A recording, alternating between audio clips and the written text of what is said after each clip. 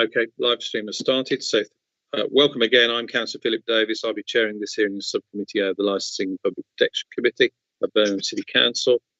If you could all mute your microphones at this stage, please, which will assist with sound quality. While I talk about procedure, and also turn off your cameras with the exception of committee members, as that will assist the bandwidth. Committee members will normally have their cameras switched on throughout the hearing. And again, usual procedures: if you can put mobile phones on silent, please ensure you're in a room where there won't be any disturbances, etc., in terms of this type of hearing that we're holding today. Any distractions brought to my attention could result in the meeting being suspended temporarily or to another date and time under the regulations for these types of meetings. I also confirm this is a public meeting and is therefore being a live stream on the City Council's website in order that the general public can view it. The formal agenda is as follows: notice of recording and webcast. I advise the meeting to note this meeting will be webcast for live or subsequent broadcast via the Council's meeting YouTube site, and that members of the press and public may record and take photographs except where there are confidential or exempt items. 2 declarations of interest. Members are reminded they must declare all relevant pecuniary and non-pecuniary interests arising from any business to be discussed at this meeting. Apologies and notification from nominating members. No apologies were submitted today.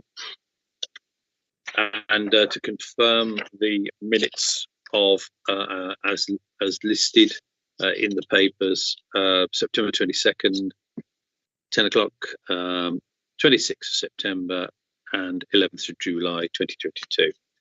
So can I welcome you to this hearing on the application in respect of the House of Bad Apple Hare, 8 Cannon Street, Birmingham, B25P.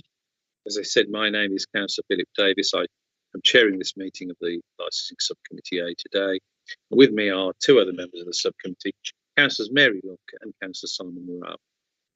Also present in the meeting are the following officers: the Licensing Officer, Mr. Pravinder Andra, the Committee Manager, Ms. Katie Townsend, and the Committee Lawyer, Ms. Joanne Swampillai. So can I now come to the parties? Mr. Mills, you're the applicant. Can you just identify yourself? Hi, I'm Gavin Mills. And Mr. Gibson, who will be speaking for you today. Mr. Gibson. Good morning, Chair. Stuart Gibson, representing Mr. Mills this morning. Thank you very much. And then to the persons making representations later, Mr. Hyde. Hello, thank you. Hyde. Thank you. And Mr. Lord. Good morning, Chair. Good morning, committee. John Lord here. Yeah, still getting a bit of static there, but that's better than it was. But thank you, Mr. Lord. Okay. Can I ask those persons making representations? That'll be to yourselves, Mr. Hyde, Mr. Lord. Do you wish to withdraw any of those representations at this stage of the hearing? No, Chair, I don't. Thank you. Mr. Hyde? No, I don't. Thank you. Okay, thank you very much for that. Okay, I'll assume all parties have read and understood the Licensing Committee's procedural rules sent out with notice of today's hearing. Please note the nature of today's proceedings. I may at my discretion amend the procedural rules to reflect the fact that this meeting is taking place online. But I want to assure everyone that any such amendments are not to impact on the party's right to a fair hearing. We have everybody I think is familiar with chat function these days. We use that as a backup, by the way. And we also use that to record the attendance today. But if you need to indicate, you can intervene to get my attention in various other ways, including verbally, if you wish. We'll just confirm we've all got the chat function and record our attendance today, please, as the next item. I'm just trying to get into the chat.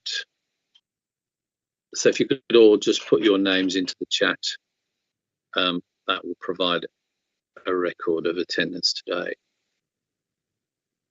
So I'm just doing that here. And okay. Thank you. I think we have everybody recorded there. We just get back to the main screen, if I can. There we are. Okay. Yes. Thank you very much for that. and we keep that chat column open. I don't think anybody's dialed in on audio telephones. We don't have that complication. Again, with the exception of subcommittees, subcommittee members, please keep your camera off unless you're the person speaking. If there's a problem with bandwidth, then I may ask everyone to turn their cameras off. But so far, so good.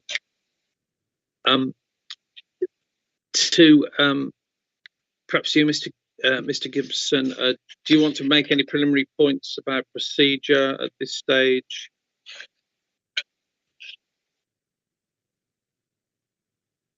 Thank you, Chair. No, the only point I would make, and I'm assuming this will come up with the officer's report, I assume you have all received the submissions I sent in last week in support of this application. Yes, we will have had those, yes. Thank you very much for that.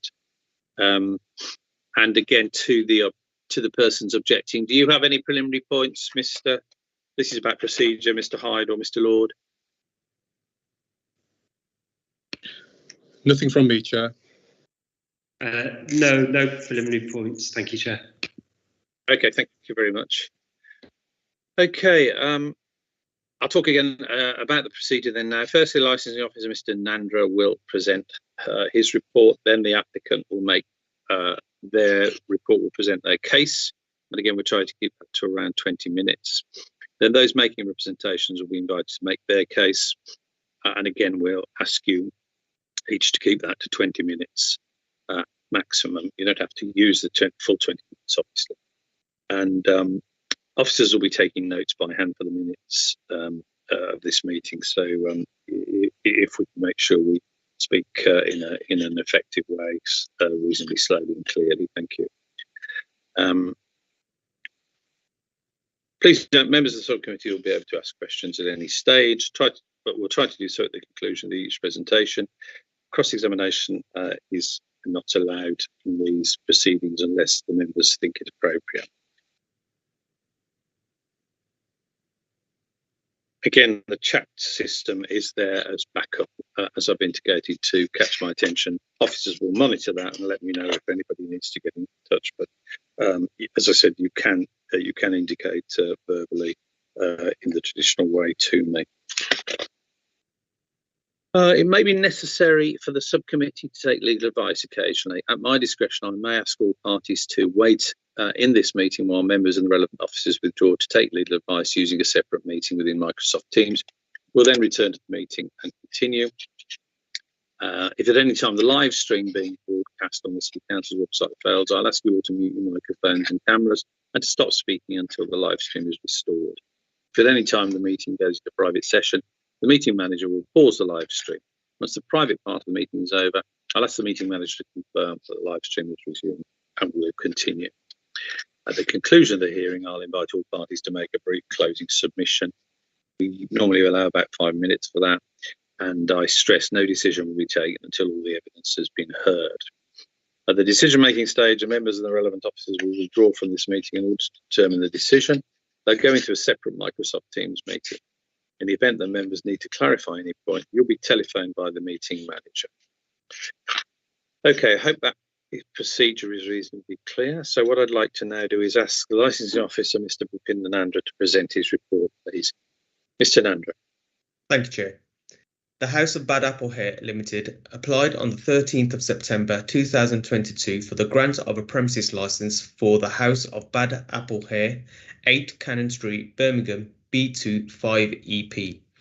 The purpose of the report is to consider the representations that have been made in respect of an application for a premises licence which seeks to permit the sale of alcohol for consumption on the premises to operate from 11 AM until 8 PM Monday to Sunday, with the premises to remain open to the public from 8 AM until 8 PM Monday to Sunday. The applicant also seeks to hold up to 12 events of a hairdressing nature, both promotional and educational, at the premises per calendar year. The sale of alcohol will cease at 11 PM at these events, with the requirement for the licensee to give at least 7 days advance notice of each event to the licensing authority and West Midlands Police. Representations have been received from other persons, which are attached at Appendices 1 to 3. The application is attached at Appendix 4, site location plans at Appendix 5. When carrying out its licensing functions, a licensing authority must have regard to Birmingham City Council's Statement of Licensing Policy and the guidance issued by the Secretary of State under Section 182 of the Licensing Act 2003. The licensing authority is also required to take such steps as it considers appropriate for the promotion of the licensing objectives.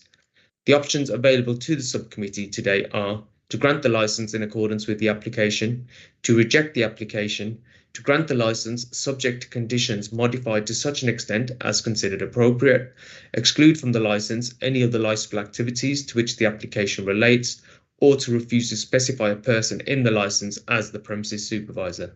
Thank you, Chair. Thank you very much for that. So I now go to Mr. Gibson. Mr. Gibson, it's your opportunity to present your client's case. Thank you, Chair. Good morning, everybody. As you've heard, this is an application for a new premises license for a hair salon. I think one of the most important points you'll hear today is that alcohol is to be offered as ancillary to the business of that of a hair salon. The House of Bad Apple Hair Limited is to be the premises license holder, and this is a business that's been running for over 14 years in and around the West Midlands. It currently has 7 other salons operating. I understand it did have 9. I think 2 of them were associated with Topshop, and due to the demise of Topshop, those salons closed. But there are 7 salons operating at the moment, and the company employs over 70 staff. They are hairdressers. The issue before you today, Chair and Councillors, is not can this premises operate as a hairdresser. That decision's already been taken.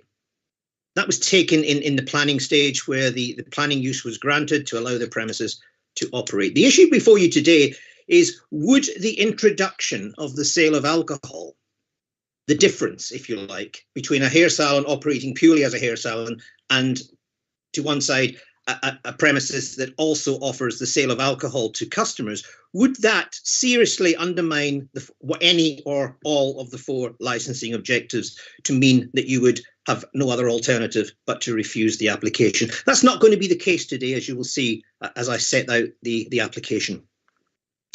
As I said, the applicant seeks to offer the sale of alcohol to paying customers to the salon only, and a limited amount of guests who may come with the paying customer. So this premises is not open to anyone walking in off the street. It's raining outside, I think I'll come in and have a glass of wine and watch some lady have her hair done. It's not permitted. It is only paying guests to the customers, and a maximum of 5 guests at any one time. Now, we go further than that and say the capacity of the entire premises, excluding staff, is 30. So there can only ever be 5 guests in amongst that 30, and the other 25 would have to be made up with paying customers at any one time. The likelihood of being 25 paying customers in the premises and 5 guests is fairly remote. That's not necessarily going to happen too often. And as I said, the premises is not open to the general public who merely want a drink at any time. It is only open to those who are paid for a hair appointment, and if they bring somebody along with them to wait for them, or whatever the case may be. And whatever the case, that can only be 5 in total. That is not 5 per customer. There is also, as you've heard, an application for non-standard timings, which we've requested. And this is to allow up to a maximum of 12 separate events to take place in the evenings that would run beyond 8 o'clock at night. And we've put it at a maximum of 11 p.m. on that. And as you've heard, that could be for exhibitions, it could be educational, it could be promotional, where people come along and watch a certain hairstyle evolve or whatever. And I know Mr. Mills could elaborate on that if you wanted to know more on that side of things. But we've asked for a maximum of 12 per year. Doesn't mean to say 12 per year will be utilised, but that gives the business enough flexibility to run those events. It could be training events that they run in this time. The timings, as we said, would be limited to 2,300. Again, the capacity would be limited to 30. And as you've heard, at least 7 days' notice would need to be given to the licensing authority and the police in advance of this event. And that would give them the right of veto. to say, no, this is not suitable, this is not what you said you were going to do, or whatever it may be. The point is it won't happen because Mr. Mills intends to operate exactly as we're setting out this morning. A maximum of 12 events, but it would have the final say-so with the police and indeed the authorities. One other point worth noting is, if it was necessary for the committee to have the comfort, every single customer and guest would have their details logged. You book in for an appointment, so everybody who is on the premises, there would be a record of who is there if indeed that was ever required. I don't believe it would be, but it's something that would happen along with the business anyway. Now, much has been made in the representations that I'm sure you've read of the installation of a bar in the salon. Yes, there's a bar. It's a focal point. It's a point of difference for the salon. It's a talking point, if you like. Doesn't mean the premises is going to dovetail as a bar when it's not being a salon. It can't, as we'll run through from conditions shortly to prove that this cannot take place. The conditions offered make sure it cannot happen. I suppose it's a little bit like, I was racking my brains to try and think of the example that I can see it in my head. In a hotel lobby where there's a grand piano sitting in the hotel lobby, it's a focal point. It's a point of interest. It doesn't mean there's going to be piano concertos in the lobby of the hotel every single night. It is a decoration, if any. Yes, they want to offer alcohol to their guests. Yes, they have this bar, but it doesn't and cannot open as a bar. Now, given the application was made and substantial conditions were offered in support of the application, there was no objections from any of the responsible authorities whatsoever. And as you're aware, we did have 3 interested party objections. Now, Chair, I have in my submissions listed all the conditions that we have offered in the application. Happy to run through these again, but I don't see it as necessary. You've had this in advance, and I'm sure you've been able to read the papers. What I would like to do, however, is just take out the key points that have been raised in objection and answer them accordingly for the record. Most of the objections I would categorise under the prevention of public nuisance. They all seem to fall into that banding. And first, we're told that the licensing hours don't reflect the current salon hours. That's true. The premises doesn't currently open till 8 p.m. every single night of the week. But the plans are, with a fair wind, they will do.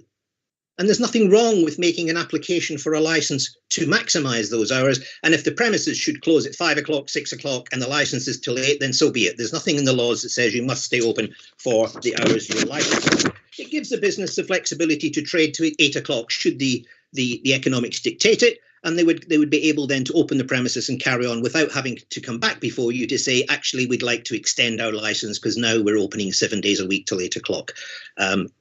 Market forces will determine whether or not that is viable or not. You're also told that the premises would be used for a bar for 2 days of the week when the salon is closed. Well, there's simply not true, because there is a number of conditions in the application that prevent that happening. And I have stated quite a few, but there are 2 key ones that I'd like to draw your attention to. In my submissions, 10F says no one who's not associated with a hair appointment, customer or guest, will be offered a drink at any time. And to embellish that, it says alcohol sales will be ancillary, there's that word again, to the premises operating as a hair salon. Alcohol will only be sold to customers who are having a treatment within the salon and their guests, or persons attending a pre-arranged hair industry related show event held at the premises. There can be no ambiguity on that. There can be no confusion on that. Unless you are booked in for a hair appointment, you cannot gain access to a drink on these premises. It is purely for customers sat in the chair and up to a maximum in total of 5 additional people on the premises at any time who are associated with people at the seats. It is not just 5 randoms walking in off the street saying, well, there's room for a guest, so I'm going to be that guest. They would be booked in as the guest with the person having the appointment, and all those records would be available should they be needed. You're told the business model is based on friends and customers using the bar. Well, that's nonsense. And that's possibly just, well, let's say that because it sounds good. There's nothing in the application that ever goes near that.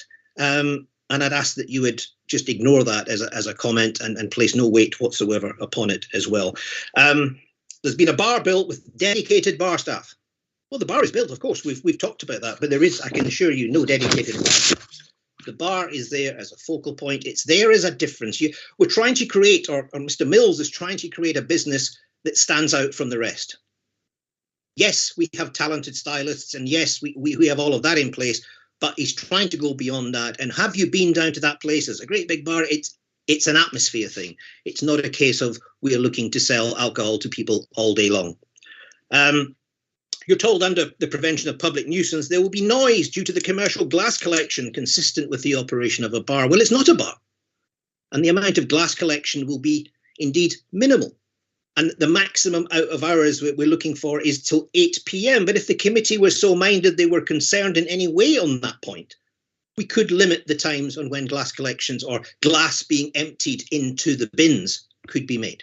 And that would be at the discretion of the committee. I don't think 8 o'clock is untoward, but I would be happily consider a condition that said even on the non-standard timings, if the premises was to open later, then the glass and the emptying would have to be stored in the premises until the following morning, so you're not disturbing any of the neighbourhood properties. I get that. And then we talk about should the premises be suitable to be used under the planning permission. Well, my understanding is A1 class use has already been granted, and planning's not an issue before you today, as you well know. As recent as 2020, we had this category E that was granted under planning, which meant class A1, 2 and 3 all became the one group, and there was no planning permission to alternate between the two. So that basically means this premises could become a restaurant under planning law. It isn't, it's a hair salon, and that is how it would continue to be used. Point being, if, as you would, the customers, or the objectors would have you believe, this premises was trying to, by stealth, become a bar, it would be in breach of planning law. Because if you were trading as a bar, as I'm sure you know, councillors, you would need what used to be the old A4 planning permission, which is now sui generis. They would have to have the required permission to operate as a bar. They don't, and therefore they cannot operate in the bar, and they have no interest in becoming a bar. They're a hair salon that wants to offer alcohol to their guests as ancillary to the core business, that of a hair salon. Now you hear about, again, under the prevention of public nuisance, the limited soundproofing, because I understand the buildings are of such a listed and single glazed windows and so forth, and nothing can be done to be changed that. But once again, Chair, I would say that's more of a planning issue, because there's no doubt that commercial properties were planned in for this development. So the ground floor is to be commercially operated as an A1 property. Now, Mr. Mills tells me he's been open for over a month trading at the salon. And he tells me there has been absolutely no complaints whatsoever in terms of any noise generated from his customers at the salon. The question before you today is, would the introduction of a bottle of beer or a glass of Prosecco or a glass of wine or whatever person's tipple is, would that dramatically alter that? And the answer quite clearly is no. There is no evidence to suggest that would be the case whatsoever in terms of the conditions we've offered for this application. You have a maximum, so that we are full to the rafters. There can be no more than 30 patrons at the premises at any one time. I understand the correlation that the objectors make between we think this is a bar and there's a bar down the road and this is what happens in the bar down the road. Well, one, it's not a bar, and two, as I've said in my submissions, we would happily add an additional condition to the applications that we've put forward that says nobody could take a drink outside at any time whatsoever. And that would take away that concern that even 3 or 4 people would be outside drinking, and in the evenings noise may travel and it may inconvenience the residents. There is no opportunity to take any alcohol outside of these premises at all. You hear the bar will be used for events after the salon has closed. Hairdressing events, yes, nothing else. There's no opportunity to hire these premises out for somebody's 21st birthday party, for example, and have a party up until whatever time. It is hairdressing events only. And you've heard that any time these premises want to trade beyond 8 p.m. in the evening, they have to get permission from not only the licensing authority, but West Midlands Police as well. They're happily going to work with the authorities to make this work for them. It is a hairdressing event, and that is all that would facilitate any times beyond 8 p.m. the key point to that is still in the conditions. You can only sell alcohol ancillary to a hair function. So it's either somebody who's booked an appointment who would take you up to 8 o'clock. That can't go beyond 8 o'clock. But the events beyond 8 o'clock would be hair related. So you'd have to have booked in for that hair related event. You've come to see a certain style get created. You've come to get training. You've whatever it may be. And only at that point would you be offered the opportunity to have a drink whilst you're going through that process. And your records would be taken and kept on the premises. Clearly, the premises cannot be used as a bar. The conditions are very, very clear on that. You're told again under the prevention of public nuisance, there'll be groups of friends coming along with people and creating noise and nuisance. Well, that can't happen because there can only be 5 at any one time, and that's 5 across 25 seats that are occupied for hair guests. So that would mean a fifth of them could bring one person with them. That's it. There can only be 5 at any one time. There's only 5 bar stools at the bar. You hear there'll be disturbance from the premises due to music and customers. Again, it's not true. The only music to be played, Chairman, is the background music that you have in any other salon across the city. 30 guests or 30 people in total is not the threat that I believe the objectors first believed it to be. And finally, you're told the premises are not suited as a bar. We agree. The premises are not suited as a bar. They don't have the relevant planning permission to operate as a bar, so they cannot operate as a bar. The business is that of hairdressing. That will continue to be the case. There are 7 other salons, as I say, operated by this company who are hairdressers, and they will continue to be hairdressers. There is no backdoor opportunity to try and become the next Wetherspoons of the West Midlands here. This is a hairdressers that is offering service to their customers, which allows them perhaps, should they wish, perhaps to have a glass of something whilst they get their hair done. And that would go even if Mr. Mills was to book somebody in for a hair appointment and offer them a complimentary glass of something. That still requires a license, as I'm sure you're aware, because the only way you get that is by booking the hair appointment, so you're still paying for the alcohol. So you need a license to do whatever way he wishes to do this. But Chairman, that basically is the application, save for one thing. And I know you as councillors would be very mindful of this.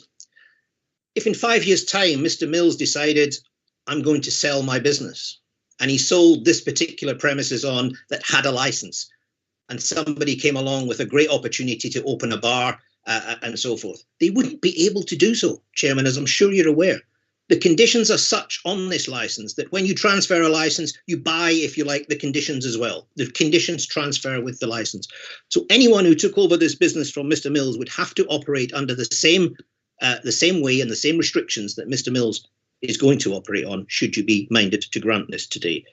Anyone who wanted to operate as a bar would have to make a fresh application, a variation to this current license, with the request to remove the restrictive conditions.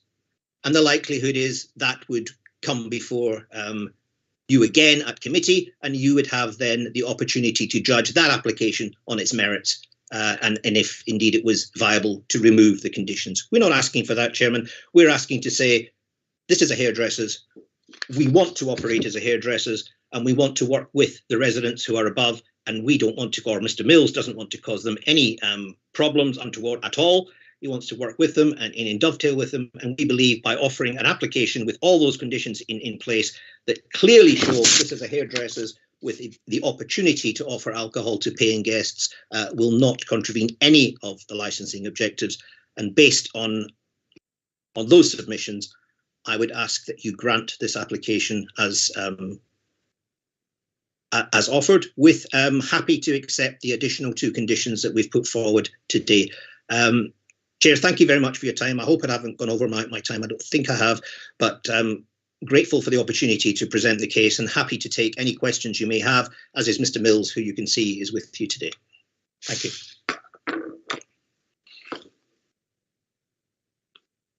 You're on mute, Chair. Thank you very much, Mr. Gibson. That's very helpful. I will go to questions from members. So, Councillor Morrell, have you any questions? No questions, Chair. Thank you. Councillor Locke? Yes, Chair, I have questions. What communication have you had with the local residents? And also, you mentioned the bar is like a feature. As it's a hair salon, forgive me, but I always think of it, you'd have beauty products and things like that on show, not a bar. And deliveries and deliveries of alcohol and things like that. How is it going to be time restricted, and collection of waste? All right, let's deal with those three. Let's deal with those 3 points first. Mr. Gibson, did you get those? Yes, I'm just hurriedly writing. I'm just writing those down. The first point I will answer, and then bring perhaps Mr. Mills in to talk. Hold on, Mr. Gibson. Sorry to interrupt. There's some interference. Could everybody mute their microphones? Except. I think it's Mr. Mills that who's called. Yes, that's it. That's okay. Okay, Mr. Gibson, that's better. In terms of communication, as I say, I'll ask Mr. Mills his point, because I think he did try and reach out to the residents. From my point of view, the submissions that you had last week, the objectors were sent those submissions themselves. I emailed them to them last week, and I did very kindly get a reply from Mr. Lord, I think it was, who replied to. I got an email from him overnight last night. So they have had the submissions in advance of the hearing today. As I say, in a minute, I'll bring in Mr. Mills, because I think he has tried to make contact initially. To answer your second question, Councillor, the bar is a feature. I think that's more of a business choice for the company. That's not to say just because the bar is there that there won't be hair products. I don't know. Mr. Mills again can add to that. I'm sure there are hair products displayed within the premises, but to turn it on its head, Councillor, you're saying I wouldn't expect to see a bar in a hair salon. That might just be the point. It's the point of difference. Yes, we are offering, and it's a kind of glorified, yes, you can come in here and you can be served a drink whilst you have your hair done. It's a quite, you could argue, an over-the-top way of going about it, but it is a feature. And you'll have known from the conditions that is not just words, because there's no way on earth that the premises could operate as a bar with the conditions that we've put forward in this application. In terms of deliveries and collection, I did touch on collection in my submissions, saying that first of all, it's going to be a limited amount of collection. You cannot liken this to the same amount of waste that a public bar would have in a city centre. And we've all been there. We've all heard the bins get filled, and it does make a racket. There's no doubt about it. But in the main, these premises will close by 8 p.m. in the evening. Arguably not an unreasonable time to say waste can be deposited in the bins until 8 p.m. If the committee were minded that an earlier hour was better, then I'm sure Mr. Mills would go with that. I did say in my submissions that if in any of the late evenings that they would operate non-standard timings, then the bins would not be emptied or rather filled from waste from the salon until the following morning. So it's not a case of, well, we're shut at 11 o'clock tonight, so here goes the racket into the bins out the back at 11:15. That would not happen. That would happen the following morning with obviously having due respect to the residents above. They would not be disturbed in that way. In terms of deliveries, again, I think the deliveries that will be coming to the premises will be fairly minimal, and it may be that even it's Mr. Mills going to a cash and carry or something and buying in what he wants himself. But again, there could be quite easily a limit on that and say there'll be no deliveries to the premises beyond 6 p.m. in the evening, which is very unlikely. I mean, if you were getting deliveries from a brewery, which I doubt in this case, they don't really deliver after that time anyway. So up until 6 p.m. or again, if the committee were minded to a different time, we'd happily consider that. But the whole point, Councillor, is that the intention is not to cause any problems to the neighbouring properties and the residents above. Mr. Mills wants to work with them and run his business in the best way he can, having total consideration for the residents who are surrounding his premises. Mr. Mills, do you want to mention anything about communication? I may have jumped the gun there, but did you try in terms of communicating with the residents yourself? Yes, I did. I spoke to the landlord's agent. He has had quite a bit of communication with the residents. I also reached out to Mr. Lord to see if he'd like to come and meet me, have a discussion, come into the premises, have a coffee. Mr. Lord wasn't interested in meeting and clearly made his objections to the fact that he would reject no matter what to the licence because he sees this as his building or the committee's building. Regarding the residents, we have had a few of the residents come down and really enjoy the experience. Some of them are planning to book in. Some of them love what we've done with the premises. We've invested a lot of money here, and I'm sure some of them will become clients. Regarding the deliveries, there's a pub, a bar, a very loud pub not so far right next to us, which have deliveries every day. We will probably have a delivery once a month. So very few deliveries, and we don't really sell bottles. So we won't really be getting rid of many bottles, probably, if lucky, 20 or 30 a month. So I don't think the wastage will be an issue at all. And then regarding your other question, why have we got a bar? We do sell retail. We have shampoos, conditioners. This building is over 6,000 square foot. We have a huge retail area with seating for clients when they come in as a reception. And the bar is a different feature to allow us to stand out to the rest. And as there are other businesses that operate very similar to us, not just around the UK, but in Birmingham themselves, there is a bar, a hair salon with a bar that's been granted permission that trades till 10, 11 o'clock at night, but then they open as a club till 2, 3 in the morning. And that is a different business completely to ours. It's a barber's. Most of our clients are female. They are between the ages of 18 up to 80. And most of them come just for a really good relaxing time for us to look after them and have a nice drink, if that a coffee, if that a glass of wine or a cocktail. So that is why we have a bar here, just to give us something different to be standing out compared to the other salons and have a different point of call and unique selling point for our clients to see.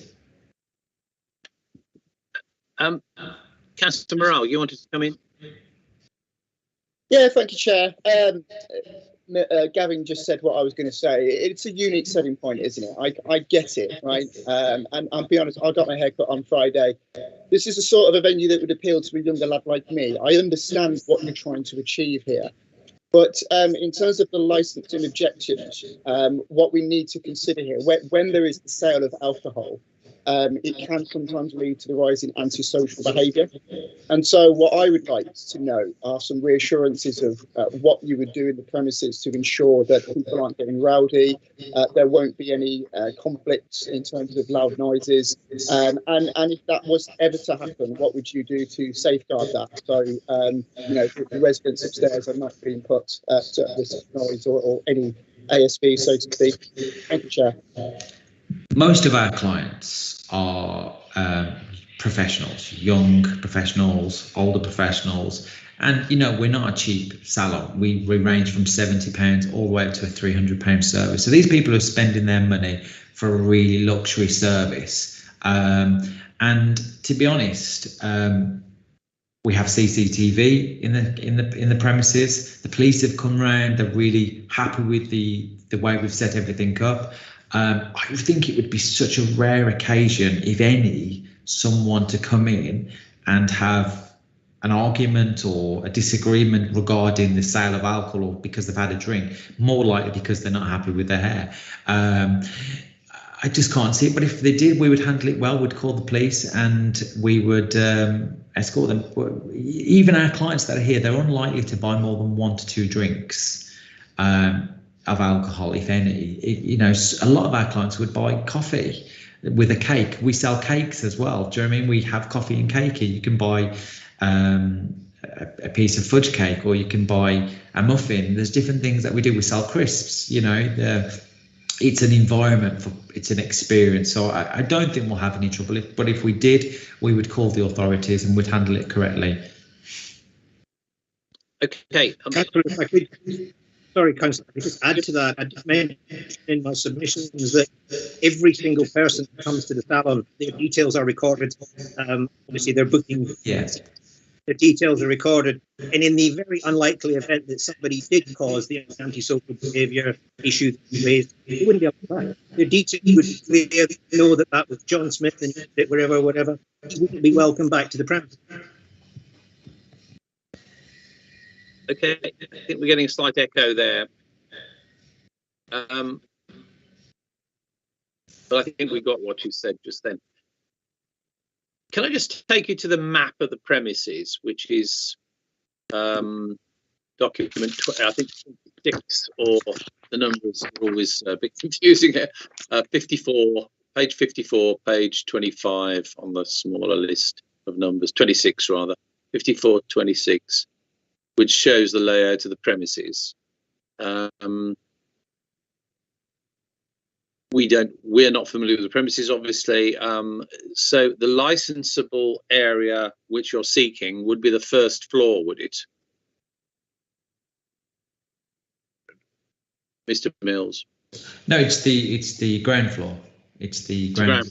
Yeah, it's the ground floor. Okay. So if you take us in from the entrance, where is the bar then on that that map?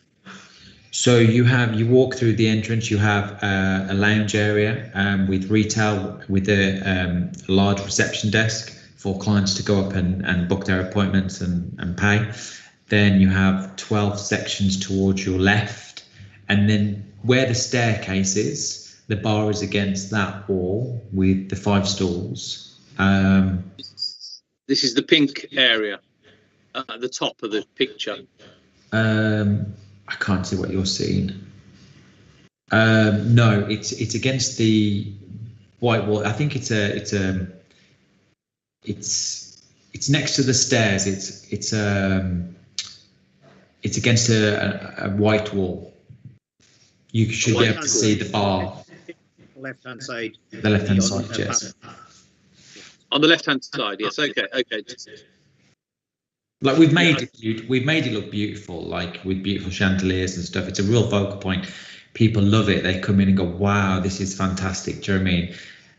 It's a difference to the business. Do you know what I mean? To a lot of other businesses. There are two areas marked in pink. One is on the right-hand side. That is salon.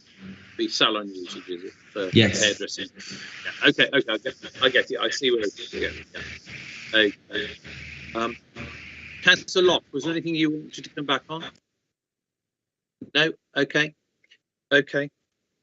And Chair, could I ask a question, please? Yes. Yes, could I ask, what is the alcohol that will be on sale? It will be cocktails. It will be wine, champagne, non-alcoholic beverages, beers, just the standard bar stuff. Yes. Will there be draft beers? Yes. For our for any client, but a lot of our gent clients, which is a small number, they like to have a beer with their haircut. And a lot of businesses, a lot of barbers do that in the city centre as well. And will you be having bar staff to serve the drinks? No, we have helpers. So we have a few helpers that sweep hair, they'll make coffee, they'll pour a drink, they'll do a number of jobs, but they won't specifically just be standing behind the bar and serving alcohol. So have these people been trained in the licensing objectives if their job is to sweep up hair? Yes, they are, yes. But they're multifunctional people. We don't have enough business for just alcohol to be able to have people just sitting there consistently or standing there just to serve alcohol. It just wouldn't be viable to have people standing there all the time doing that. So they do a multiple role. They may help on reception, taking bookings. They may sweep up some hair. They may make coffees. They're a multiple purpose job. Thank you, Chair. Okay. Okay, I think that's our questions. Mr. Gibson, obviously you get the opportunity to come back at the end to sum up for 5 minutes. But that is your presentation at the moment, presumably. That is correct, Chair. Thank you for the opportunity. I'll speak. Thank you. Thank you. So we'll now move on to Mr. Hyde first, I think, in terms of make representations as objections to the application. Mr. Hyde, what do you want to say to us? Hello, Chair, and hello, councillors. Thank you for letting me speak. I'm Ian. I've lived at home in Newton Chambers for 7 years. During that time, I've engaged fully with business improvement districts, councillors, police and the City Council to support and improve the core city centre. We all love living here and all want to see a dynamic city centre that caters for visitors, customers and residents alike. Our building is listed and we cannot have double glazing fitted. Behind me is the scale of the windows and they're all single glazed. Recently, I worked with licensing and planning about a ground floor space in the neighbouring building across Needless Alley behind me, and that was regarding the cocktail club. The owner of the cocktail club and their agent was in touch, and along with Councillor Hartley and other concerned neighbours, we met them on site to come to an agreement so as not to have to oppose their licence at this committee. If the House of Bad Apple is granted this licence, as far as I'm aware, it will be the only bar operational licence immediately under a residential building. To the best of my knowledge, all other buildings where a bar operation takes place are below offices or hotels, for example, on Tennant Street, Waterloo Street, Bennett's Hill and Colmore Row. As you may realise, I've already spoken at the previous licence application for the House of Bad Apple, which was refused. The then refusal included that, and I quote, members did not consider that modifying the conditions of the licence was possible due to the building and location. I would like to make clear that nothing within the building or our location has changed and that there remained no attempt from the House of Bad Apple to meet me or have a conversation, which worked well with the cocktail club as previously discussed. Other than the email that their agent sent on Thursday, and I was unavailable from the end of last week until this morning. I'm actually quite upset about being put through this process again, and I remain opposed to any licence being granted to underneath where my home is. I've briefly read the agent's letter this morning, which I found intimidating. To be pedantic, there are currently 7 stalls, not 5 at the large bar, which you can see here in this photograph. It also does have beer pumps, as previously pointed out, and whenever I walk past there, which is almost daily, there is a bar person, again, similarly to this photograph, in position behind the bar. The venue is still being advertised as an events and bar in the window and also on social media, which seems strange in addition. Use of the unit as a hair salon is welcome, as previously stated, but I'm absolutely opposed to this turning into a licensed premises. I finally refer you back to the previous refusal and again say nothing has changed.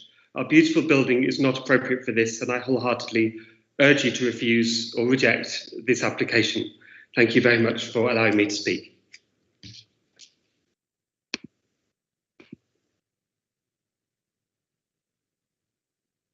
You're on mute. Sorry, I keep doing that to try and help with the bandwidth. Questions from members to Mr. Hyde? Thank you, Mr. Hyde, for your submission. Any questions? None from me, Chair. No questions, Chair. So, Mr. Hyde, from me then, your concern is the noise issue, is it? Is that the key issue for you as a resident? Thank you, Chair. Yes, I think in the, as I said, I briefly read the agent's letter and this morning said that there had been no complaints to date. Well, if they're not actually serving alcohol at the moment, and if they're not operating as in this way, then there may not be complaints to date. suggesting that alcohol may not make people more rowdy. I think we can all see a difference when bars open in places and alcohol is served, be that in a small way or a larger way. People do become more rowdy. What do you say to their argument that this is not a bar? Effectively, this is a feature which will occasionally serve drinks to customers sitting down, having their hair done. It's a substantial feature. It has bar pumps and therefore has beer kegs. To keep the bar pumps and beer kegs clean, they'll need to be emptied and fixed every night with, to keep the lines clear. That is, from my understanding, how bars work. I think Mr. Mills said they don't really sell bottles. I'm assuming that they're therefore not selling alcohol at the moment, or do they sell other alcohol at the moment, but just not bottles? Yes, I think that it's too large. There's another picture of it here from the reception desk. It's a substantial size bar with space around it. It is a beautiful building, no doubt, and it would be an amazing space. Okay, thank you for that. If that's what you'd like to say to us, Mr. Hyde, I'll go on to Mr. Lord now. Oh, sorry.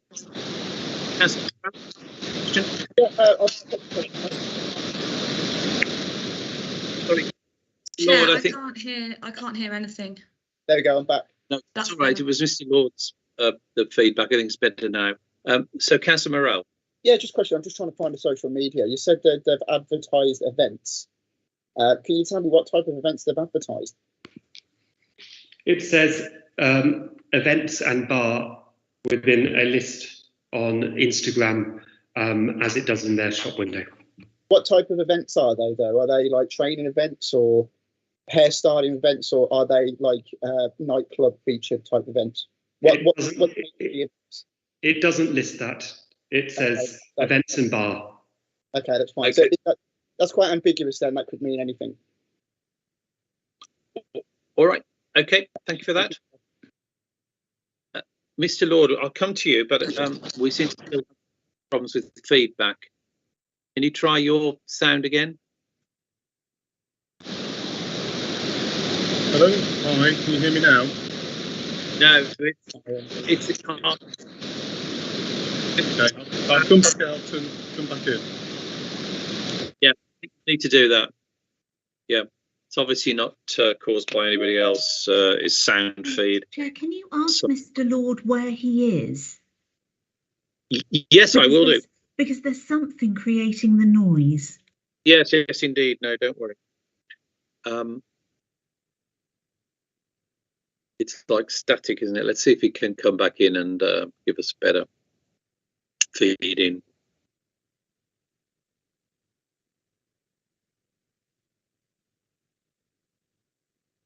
Let's see if he can come back to us. Hello. Mr. Lord, it's still very bad. Whereabouts are you? I'm in an office.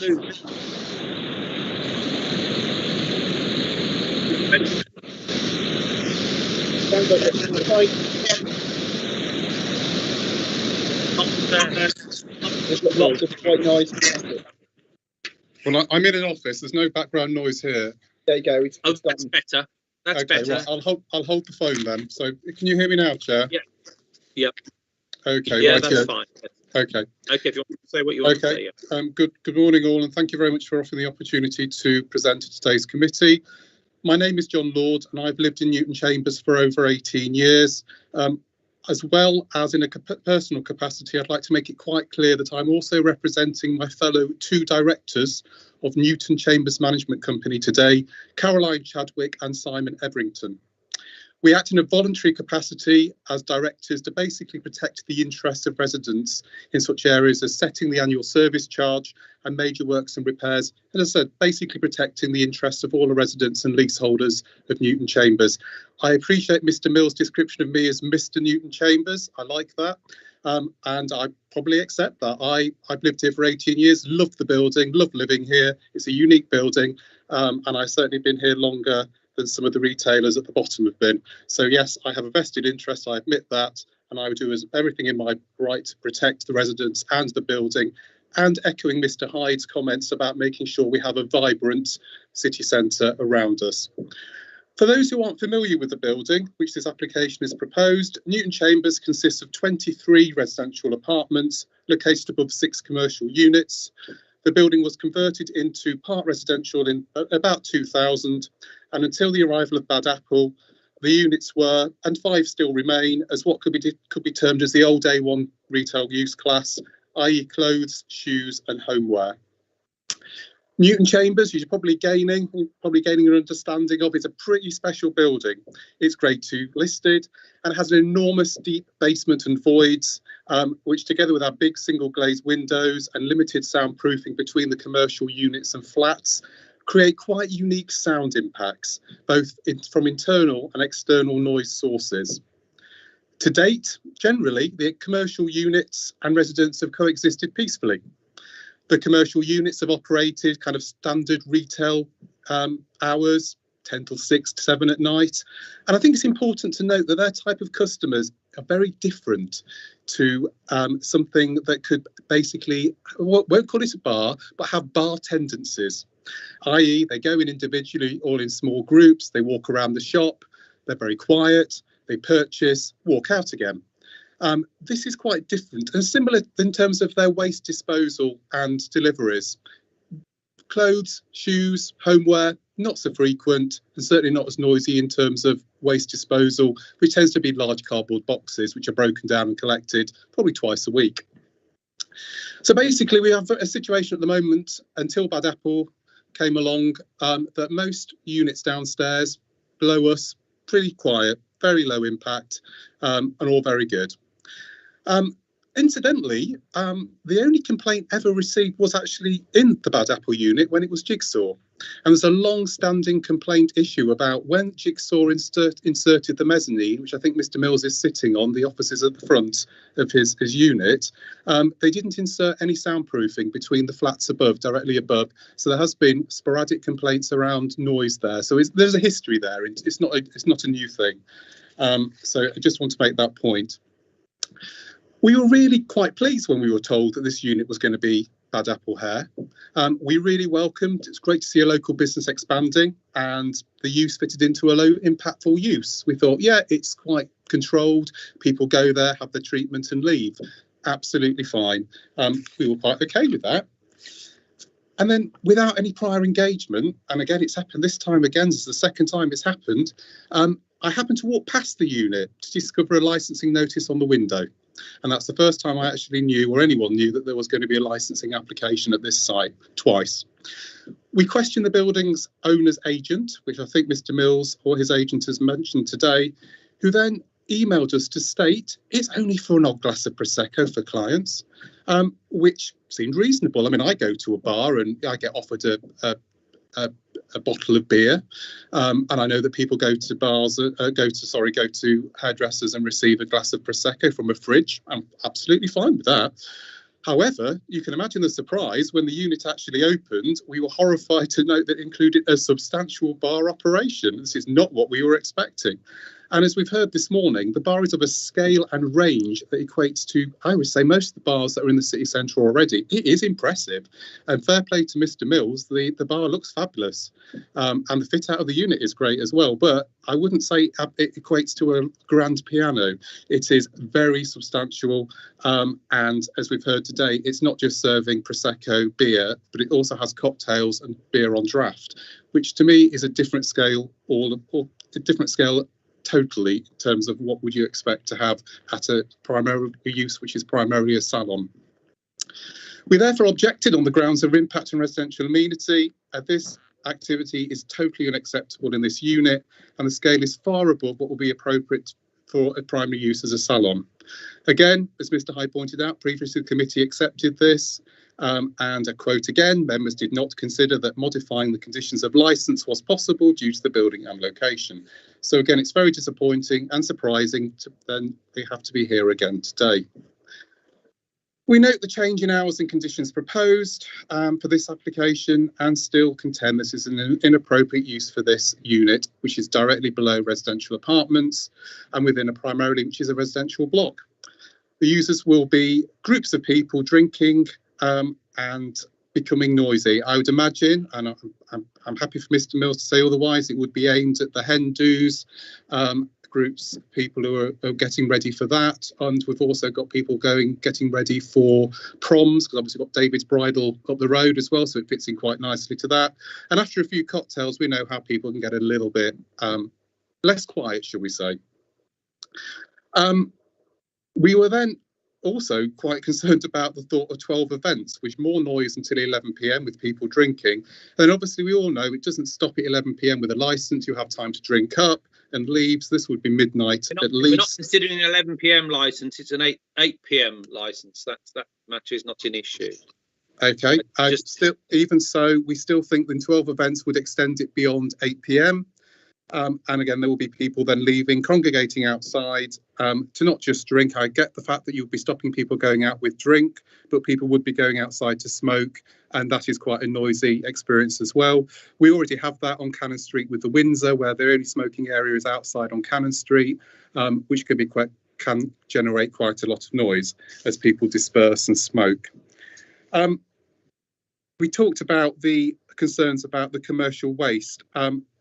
And the emptying of glass bottles. The bins will be more, I would imagine, and again, Mr. Mills and his agent can clarify this, any commercial bins will be on Needless Alley directly behind the unit, and that will be directly underneath the residential apartments above, including bedrooms. We have this problem already from the bars that empty onto Needless Alley from Temple Street and Temple Row. And I think if you spoke to your colleagues, your local members, Councillor Hartley and Councillor Bohr, there is a number of long-standing noise complaints related to refuse collecting, which also tends to take place on Needless Alley at 5:30 every morning. So again, we don't want anything that adds to already the issues that we are experiencing as residents. I'm afraid that Mr. Mills would be limited to what could be collected by private waste or Birmingham City Council. So we'll be adding to the existing issue rather than having a separate issue. Mr. Hyde talked about no complaints to date, but again, that's correct. But then again, as I said, the operation without a licence has not been operating with a bar at the moment, I understand. So there will be no complaints. So that really seems a bit of a strange thing to say. Precedent. Like Mr. Hyde, I actually walked around the city centre over the weekend and I looked at the immediate streets where there are bars. And I'm not talking about restaurants, I'm talking about single-use bars. Very few actually have any bars over residential units. On Temple Street, there are none. There are all the bars on Temple Street. We all know there are quite a few now. There are over offices or a hotel or the commercial space. So this will be one of the few residential buildings in the city centre which would basically have such a licensing activity directly below residential apartments, which I think is an important issue to consider. I think to conclude, let's make it quite clear, we are not anti-business. We want to see a vibrant city centre. I've lived in the city centre for 18 years. I came in with my eyes open. Don't worry about that. I'm not a NIMBY that don't want to see anything change. However, there's got to be a balance between us residents who are well established now in the city centre. We're not fly-by-nights. I think 18 years will be enough to say that I've committed to the city centre. So any issues or concerns or impacts cannot be at the expense of us. We live here all the time. We cannot escape noise, which is particularly acute to the nature of our building and how it was developed. It was not intended, it was developed, just to be quite clear as well, when it was changed and converted, it was on the basis of these units definitely not having any licensing or restaurant or bar activities. It was designed and developed so we can see from the soundproofing and design for low impactful uses. And that's always been accepted by the building owners to date. On this basis, then, we request that the committee applies consistency and rejects this application as the building and location has not changed since the previous application.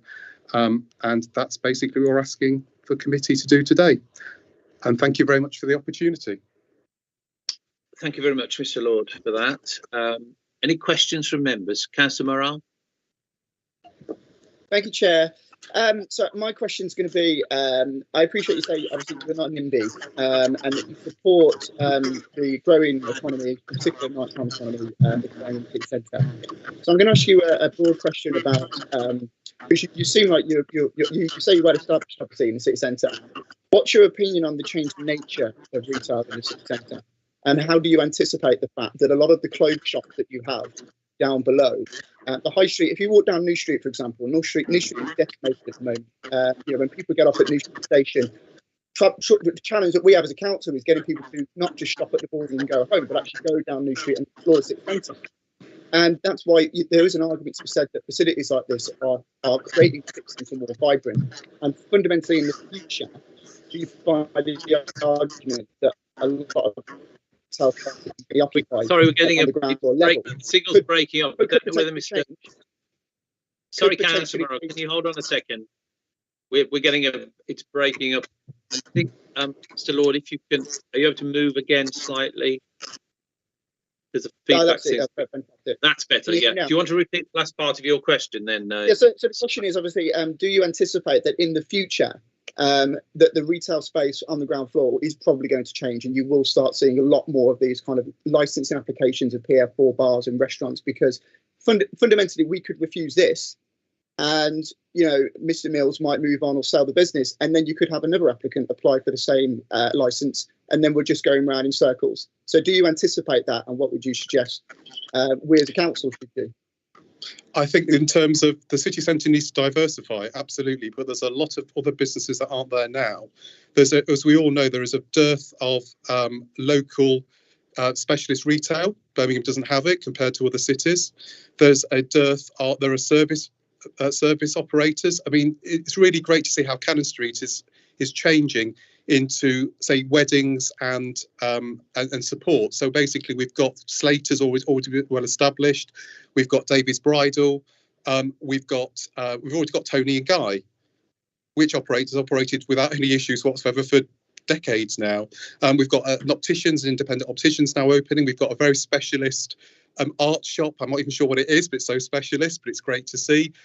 It can't be at the expense of the lowest denominator in terms of fill the city centre with cocktail bars, because that will basically actually act as a deterrent for people to go actually explore, because it's catering for one particular market. We need to diversify. We need to get more people spending in the city centre who want to go to niche retailing, such as myself.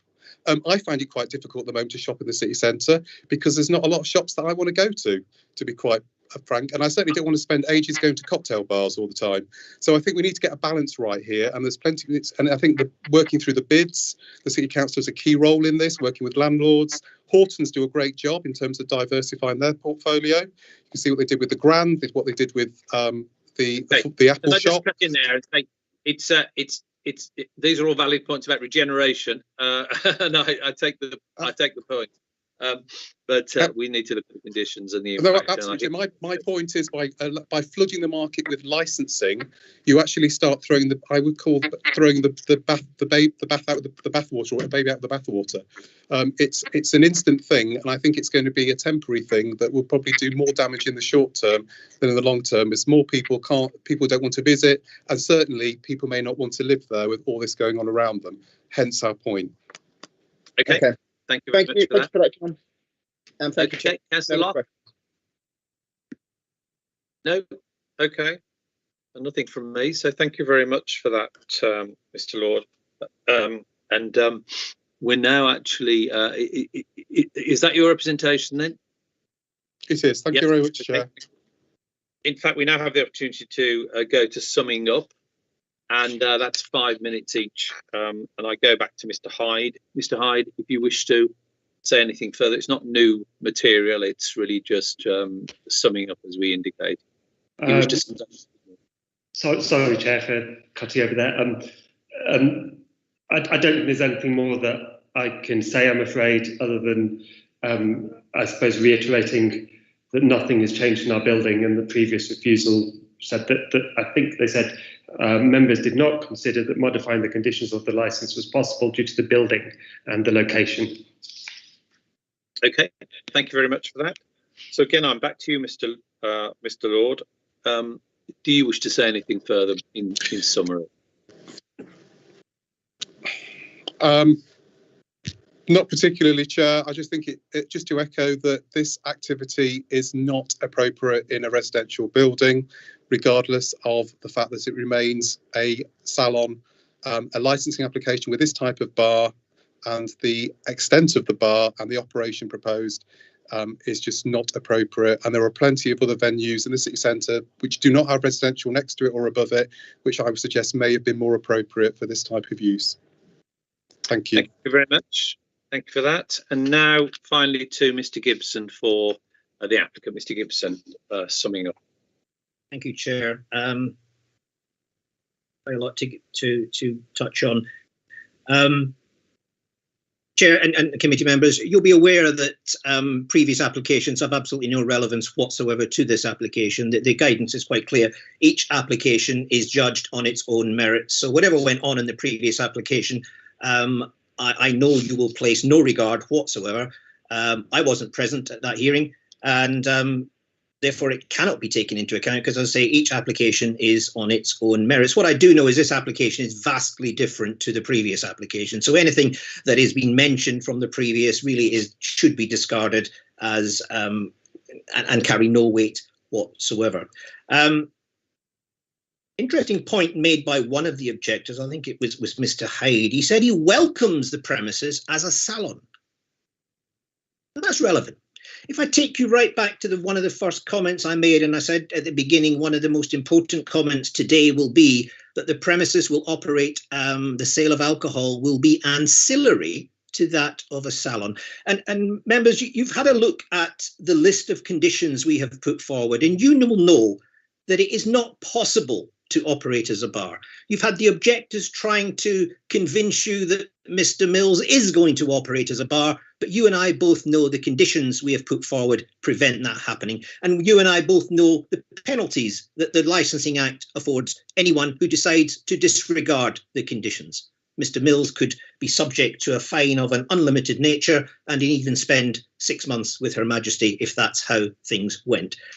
So there's no way on earth this can ever be construed as being a bar. But we have one of the objectors saying we welcome this as a salon. So there's no problem with it being a salon, and neither there should be, and that's not a matter for you today to consider. The matter, as I said at the beginning, for you to consider is, would the introduction of the sale of alcohol to actual customers and up to a maximum of 5 additional people at any one time contravene the licensing objectives in such a way that you had no option but to refuse this application? What I would say to you today is you've heard nothing to change that view. There is nothing there for you to say, well, yes, we must refuse because of what was said. There is nothing against any of the 4 licensing objectives that would lead you to that conclusion. We get the old tried and trusted that alcohol equals carnage. People will drink and they change behaviour. People will drink, there will be noise. That's a very sweeping generalisation. The fact of the matter is what we hear of in the press is that minor percentage of people who do cause trouble. But, 90+% of people in this country drink responsibly and don't cause any issues whatsoever. But that's not newsworthy. That's not worth putting in the press because nobody wants to know about that. They just want to know about the issues. You've heard from Mr. Mills this morning that his prices are quite eye-watering in many respects. From £70 to £350, I think what he said. The type of customer who's going to invest £350 on their hair is not the type of customer who's going to down 4 or 5, 6 cocktails and go out and start kicking bins over and damaging cars on the way home. It's just not the same. There isn't the link between that. You're not talking about your £10 haircut and so forth. You're talking about substantial investment from people, and their mind is on the investment. Their mind is not on drinking when they go to such a premises. It's there as part of the ambience. As you've heard, there's coffee and cake served as well. This is not all about being a bar. It isn't a bar. The bar is just that focal point that Mr. Mills has said, which gives him that point of difference. It's a talking point that people will go away and say, you'll never guess where I went. I went there and they had this, and it spreads the word. And that's why these things are in place. But your objectors will have you believe this is going to be a bar. I'm ready to conclude now. You've heard deliveries and and disposal of waste. Well, we've offered conditions for that would minimise that and stop that being an issue for the residents. They are before you now, and we'd happily accept them. You've also heard by both the objectors that the building is not appropriate for a licence. The building has not changed. That may be so, Chair, but this application certainly has changed. And I would ask that on the basis of the application before you today and the additional conditions we've discussed today, that you grant the application as applied for. I thank you very much for your time. I appreciate it. Thanks very much. Okay, thank you very much, everyone, for your assistance today, particularly Mr. Gibson, Mr. Mills, Mr. Lord, Mr. Hyde. We will Chair. now. Sorry, I think Mr. Mills did have his hand up. Mr. Mills, I think your representative has spoken for you, so we've taken the information that we need. So I'm just moving on now. You've been very well served by Mr. Gibson's advocacy, so I think I will move on now to the decision. But thank you for your contributions. So thank you. Members of the committee lawyer and the committee manager will now go into private session while the subcommittee makes its decision. The decision will be sent to all parties within 5 working days. So I will now close the formal public session and we'll move to deliberation. Colleagues, can we reconvene in about 5 minutes, which will be at 11:30.